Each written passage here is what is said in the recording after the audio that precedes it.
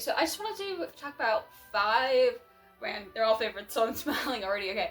5 books that kind of changed the way that I realized that I should be seeing my reading taste. Because as a kid, I read a lot of, like, you know, what is this? The Mark of the Thief, Michael Bay, I'm Number 4, where it's like little kids, found family, which has always been my favorite, right? Going on large quests to kill a villain.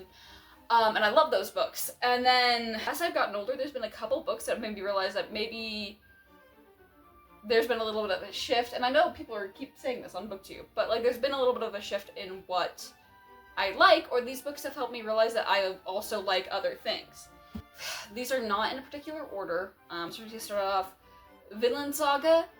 This is probably the 5th, 6th, 7th? One Piece, My Hero Academia, Naruto, With the House Husband. You know what? I've read a lot of other manga, but this one, it made me realize that I think I prefer the mangas that are more set towards adults, rather than necessarily just your straight shonen and shoujo. Like, I mean, I think this does technically probably qualify as shonen, but ones that are more going to be rich on the themes of the book and just, I don't know. I haven't quite delved into like what I would read based off of saying that. I read Vagabond, at least volume 1, and that I think is going to end up being really good if I continue the series. And it's just made me want to, I mean, I don't know if that many series that kind of fall under more just expansive worlds and like, I don't know, richer themes. Something about, I don't know if this is quite the way to explain the difference, but I don't know, it's almost more philosophical. I'm not entirely sure. But it's just made me realize that I think I might enjoy certain styles of manga better. Granted, I don't know how much more there is in this kind of style, genre, something, but if there is, let me know. Because I want to read it. Okay, next, I just talked about this, but we're going to talk about it again. Moby Dick by Herman Melville. Why do I keep saying Melvin? Melville.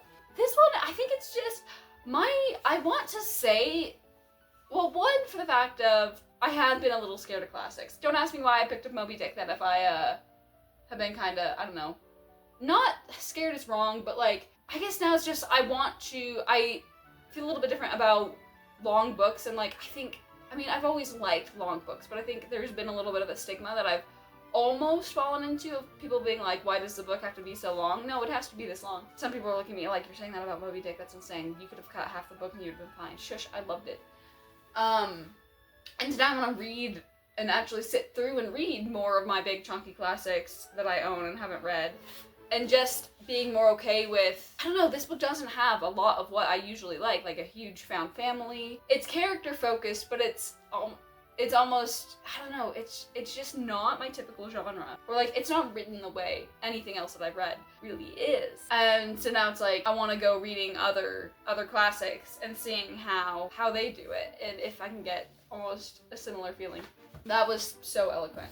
I'm eloquently spoken. Okay, next up I don't own a copy of, but that would be Annihilation, I think by Jeff Vandermeer. I read this book because Murphy Napier, I haven't watched her videos in a while, recommended it, and by all means, I really shouldn't have liked that book, but I loved it.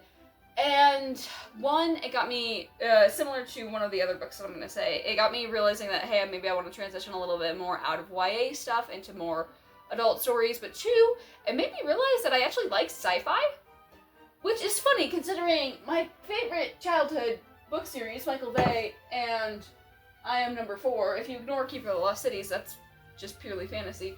Both of these are technically sci-fi. And a few other books that I've read are sci-fi, and I kept thinking like, oh, I just don't really like the genre. Everything I've read that's sci-fi I like, and I think it's just funny because Annihilation got me thinking about that, because that one's like just purely straight sci-fi, and I really liked it. And I don't know why in my head I thought I don't, but I do. And so, yeah, I want to read more sci-fi because of that book. Okay, next we have Bridge of Clay by Marcus Zusak. This is by the same author as the guy who wrote The Book Thief. A lot of people like The Book Thief and don't like Bridge of Clay. I love them both. I love them both. I honestly need to reread Bridge of Clay. I think it's been a while. This one got me into literary fiction. I didn't really know that that was a genre that existed until I read Bridge of Clay, and then I was watching more BookTube, and people were kind of explaining it, and they were talking about Frederick Bachman, who I also have read, and I love his books. But I didn't really, one, realize that was a genre, and two, I like the way literary fiction, and it started with Bridge of Clay with these 5 brothers and their lives together, and just books that are about their stories about people, and they explain how people work and how they interact with each other and what's going on inside their head. I really like that. Yeah, ever since I guess I started reading, I think after I read Bridge of Clay, I ended up reading My Grandmother Asked Me to Tell You She's Sorry by Frederick Bachman, and I loved that, and now I'm just on a Bachman loop, and then I need to find some more lit fics that aren't those 2 authors. But just, yeah, again, books that are more of a case study of how people work, and then also writing that's kind of a little quirky. Bachman especially does this, but where I kind of like the narrator to peek through a little bit. I find that fun. And then last but not least, we have A Voice in the Wind by Francine Rivers. This is a Christian historical fiction. And I think this thing did kind of 2 things. One, it also more solidified I want to be reading adult books that I still love, and I will always read. I kind of just read everything. So I don't read graphic romance or graphic horror. Otherwise, I read it, for the most part. My taste has kind of been, I've been liking the more deep books that aren't afraid to just to say their themes, and also to not just have the themes be blatantly in your face. I mean, this book kind of does that a little bit, but not really.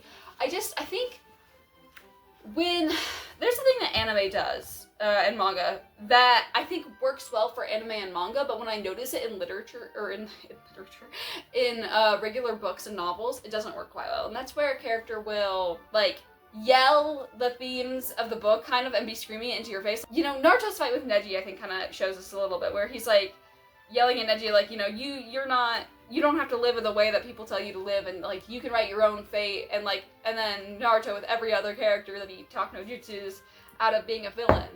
It's really the themes of Naruto are shoved in your face, and I think that works well actually for anime and manga, but it doesn't necessarily work as well, I feel like, for novels. And I think just having books where the themes and growths and everything is more subtle is becoming more my cup of tea.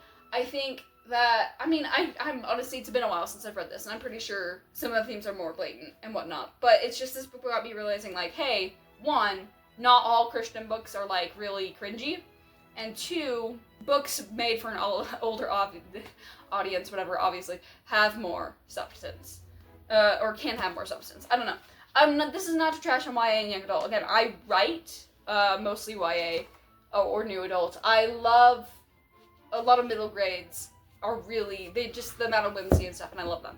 But just realizing that, hey, that's basically, this book got me to branch out into more adult, I guess these 2 technically really got me to branch out into more adult novels. So that's it. Those are 5 of the books that I kind of just have recently, well, not quite recently, but more recently than other books have shaped what I read.